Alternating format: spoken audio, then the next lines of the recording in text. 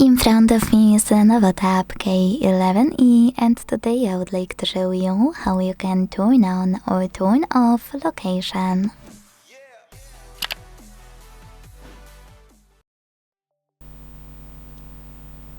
Begin by going into Tab menu. In order to do that, swipe down from the top right corner of your screen, like that. Then look for location shortcut, and when you find it, click on it. As you can see, mine is here, so when I click, it turns blue.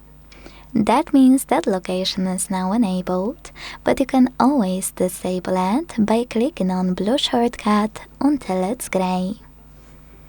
If you have a bit more time though, you can also go into settings and scroll to click on location section available here.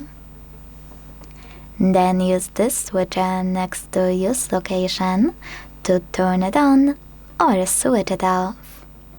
Thanks so much for watching. If you enjoyed this video, leave a like, comment and subscribe.